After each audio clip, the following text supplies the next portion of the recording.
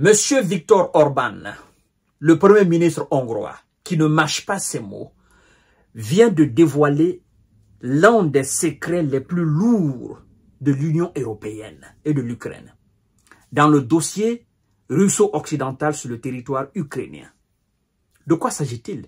Et d'abord, il reconnaît face au monde entier, et il le dit à qui veut bien l'entendre, il s'en fout.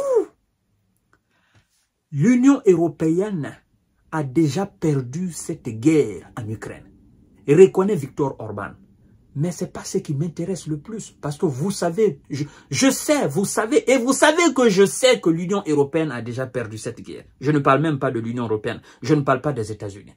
L'ensemble de l'OTAN sait que le monde sait qu'ils ont perdu la guerre face à la Russie. Ce n'est pas ce qui m'intéresse. Ce qui m'intéresse, c'est le secret dévoilé par Viktor Orban. Oui, à une télévision, mesdames et messieurs. Nous allons voir ça tout à l'heure. Mais avant de poursuivre le visionnage de l'émission, s'il vous plaît, n'oubliez pas de vous abonner à ma chaîne YouTube Kanté-J Visionnaire, le vrai, pour les vraies informations, les authentiques, les vérifiées et vérifiables. Partagez la vidéo. Activez la cloche de notification pour ne plus rater mes émissions. Ça vous permet de les avoir instantanément dès que je les poste. Je vous invite également à vous abonner à ma nouvelle page Facebook, le géopolitologue. Écrivez dans votre barre de recherche le géopolitologue. Vous verrez ma page là-bas. Vous vous abonnez là-dessus. Ça ne vous prend qu'une toute petite minute, pas plus. Et puis vous continuez le visionnage de l'émission. C'est très important. C'est parti. Monsieur Viktor Orban. Ah, je crois que les Américains vont le chasser de l'OTAN. Ils vont se dire, mais mon gars, toi tu es déjà avec la Russie, tu es déjà avec les BRICS, tu n'as pas intérêt à rester dans l'OTAN. Parce que toi et nous autres là, on n'a pas les mêmes visions, on n'a pas les mêmes objectifs. Nous, on veut terrasser la Russie. Et toi, tu vends nos secrets au monde entier. Toi, tu fais l'apologie de la Russie. Tu reconnais la puissance de la Russie sur nous. Pourtant, nous sommes censés être unique et indivisible dans l'OTAN. Mais toi, tu n'es pas dans cette position. Il y a anguille sous roche. L'Europe a déjà perdu le conflit en Ukraine, estime le premier ministre hongrois Viktor Orban. C'est pas moi qui le dis. Il continue en disant ceci. Il y a une nouvelle réalité en partie sur le front. La Russie avance lentement, mais elle avance. Il y a une nouvelle réalité en partie sur le terrain. La Russie avance lentement, mais elle avance. On essaye de la tirer avec toute notre force. On a attaché tous les chars, tous les objets lourds de l'Occident aux deux pieds de la Russie pour essayer de la retenir, mais elle nous draine derrière. Cette Russie, elle est puissante.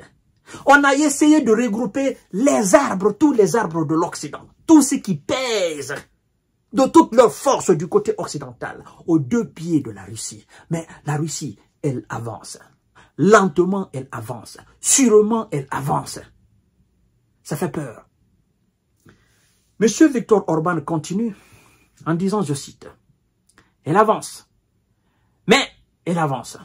L'Union européenne a perdu cette guerre, a déclaré Viktor Orban sur la chaîne de télévision M1. Alors, selon lui, l'on essaye maintenant d'utiliser toutes sortes d'astuces de communication, en affirmant par exemple qu'il est impossible de dire ce qu'est la victoire. Qu'est-ce qui fait cela? Qui est-ce qui utilise toutes sortes d'astuces pour essayer de dire il est impossible de dire ce qu'est la victoire? Mais tout le monde sait ce qu'est la victoire. La victoire, c'est quand vous êtes en train de vous battre avec quelqu'un, vous réussissez à terrasser la personne n'arrive pas à se relever, c'est la victoire. Vous êtes déclaré vainqueur. La victoire, vous êtes sur le ring. Vous avez mis KO votre adversaire. L'arbitre vous dit, ça suffit, ne le donnez plus de coups. C'est la victoire. La victoire, vous avez un défi devant vous.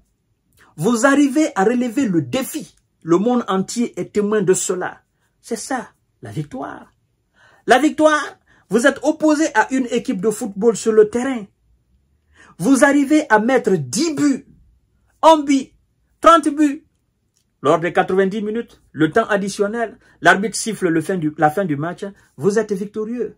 La victoire alors, dans ce contexte-ci là, contexte militaire, puisqu'il n'y a pas d'arbitre là-bas, mais il y a un arbitre. C'est le reste du monde qui est l'arbitre qui voit ce qui se passait sur le terrain. Sur le reste du monde là, n'a pas un sifflet, mais a le regard sur ce qui se passait sur le terrain. Et ce reste du monde a déjà déclaré la Russie vainqueur, n'est-ce pas, de cette bataille-là. Parce que ceux qui sont en face là, en réalité, ils pèsent pas, ils font pas le poids. Et la Russie ne fait qu'engranger des victoires, ne fait qu'enregistrer, ne fait que dominer, ne fait que capturer, ne fait que prendre des villes, des villages, des localités. Elle avance, lentement, mais elle avance. C'est ça la victoire. La victoire, c'est que quand ça tire du côté russe, il n'y a pas de système de défense capable d'arrêter les missiles et les objets volants de la Russie.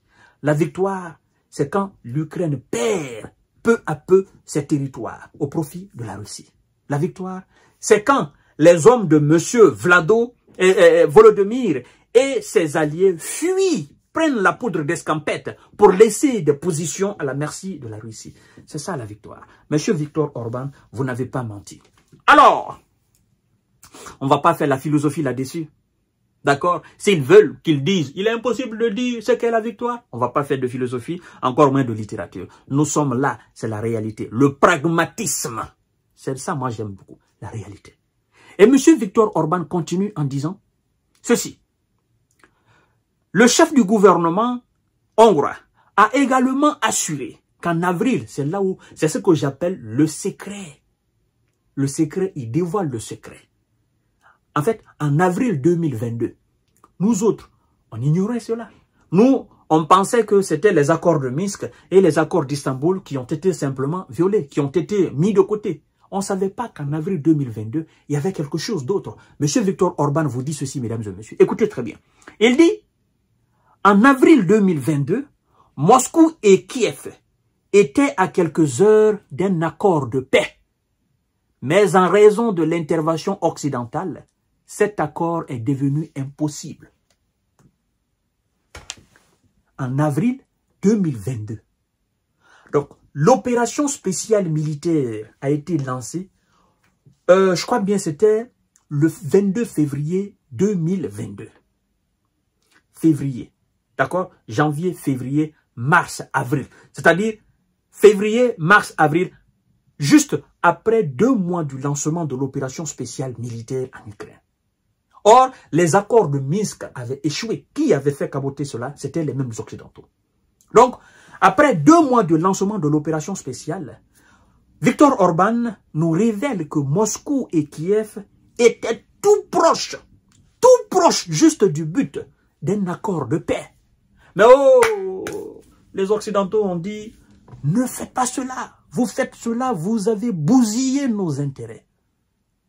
Non, non, non, non, non. Ne regardez pas les 60 kilomètres de chars russes.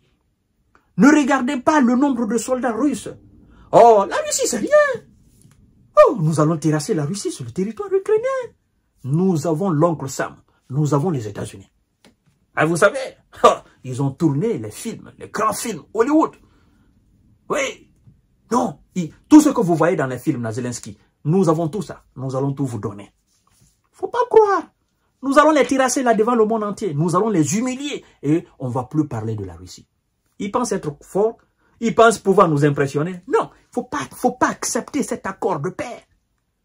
Nous allons finir avec la Russie devant le monde entier. Erreur fatale. Le résultat appartient à l'histoire. 2022, avril 2022. Nous sommes décembre 2024. Qu'est-ce qui se passe alors? Ben, ce qui se passe, la réalité est que c'est la Russie qui gagne. Ce qui se passe, c'est que ceux qui ont dit à Zelensky, vas-y, nous allons humilier la Russie, eux-mêmes, ils sont humiliés. Jens Stoltenberg est parti dans l'humiliation. L'ex-secrétaire général de l'OTAN. Monsieur Biden est en train de partir dans l'humiliation. Kamala Harris, sa vice-présidente, est en train de partir dans l'humiliation. Emmanuel Macron. Monsieur Olaf Scholz est en train de se chercher. D'accord? Il veut jouer à la politique. Non, je suis avec la Russie. J'ai appelé Vladimir Poutine. Mais il va partir dans l'humiliation. Ah, les premiers ministres, les deux ex-premiers ministres britanniques là, hein, Rishi Sunak et l'autre là qui avait les cheveux, je ne sais comment là, ils sont partis dans l'humiliation. Ils vont partir un à un dans l'humiliation. Et la Russie sera toujours là. C'est ça la réalité. Ce sont eux qui sont en train de nous parler de paix maintenant, non? Oh non, c'est la Russie qui refuse la paix. Non, non, non, non, c'est la Russie. Mais Viktor Orban nous dit ce qui s'est passé. Mesdames et messieurs et mesdemoiselles, je vous dis, le temps est à la fois l'ami des hommes et leur ennemi. Aucun mal, aucune injustice ne demeure impunie par le tribunal de l'histoire. Le tribunal de l'histoire, c'est le temps. Le temps est l'ami, le bon ami des bons hommes, des hommes magnifiques, des hommes honnêtes et sincères. Le même temps est l'ennemi, effectivement, des hommes malhonnêtes. Ah, des hommes qui veulent jouer à la ruse. Le temps est leur ennemi. Alors, aujourd'hui, le temps est l'ami de qui et ennemi de qui? C'est à vous de juger dans les commentaires. Mais je vous reviens tout à l'heure pour notre série d'informations décortiquage. Partagez la vidéo dans tous les groupes possibles. Restez surtout connectés. Merci beaucoup.